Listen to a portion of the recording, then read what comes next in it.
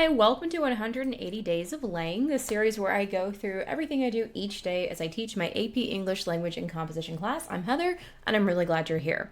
So, in day 10, we were following up our study of quantifiable evidence, which is basically like countable evidence, like statistics and stuff like that, with qualifiable evidence. And in this lesson, students are going to take some notes. They're going to look at some images for practice, and then they are going to get to practice reviewing a place that they've been, like writing a review. So, one of the reasons I like to talk about the different types of evidence, not only is it a part of the course and exam description, but it feeds in really well when we get into the different methods of development and argument. So, in quantifiable evidence, we're going to talk about things like descriptions and comparisons, and then that leads us into having conversations about anecdotes, illustrations, examples, analogies, and those sorts of things. So, in this lesson, I will give students guided notes. We will go through qualifiable evidence, and then we'll look at a couple of reviews. Now, I try to find funny off-the-wall ones, like people who leave one-star reviews of national parks, like why?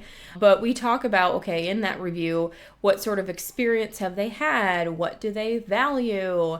And how is that testimony serving as evidence to prove their point that you should go to that place? So after we finish up the guided notes, I get them started on writing a review of their own. So I recommend that they pick a place they've been and they write like a Yelp style review. I don't know if people even use Yelp that anymore, if Google reviews has just cannibalized that. You could also easily change this to an Amazon product review if you wanted to do that instead.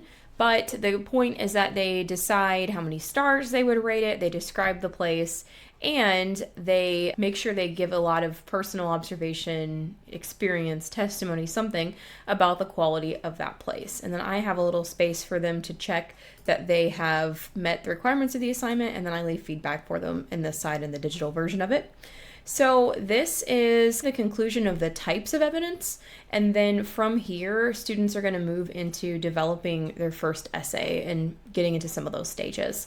But again, types of evidence, super important for them to think about. Really, this leads into methods of persuasion. So you have the quantifiable stuff is often tied to your appeals to logic or logos, and then these testimonial examples are often your ethos or your pathos examples, credibility or authority or emotional appeals. And then further down the road, again, methods of development, descriptions, comparisons. When we get into those in the argument unit, this can be really helpful. So that's how I do it, and I'll see you in the next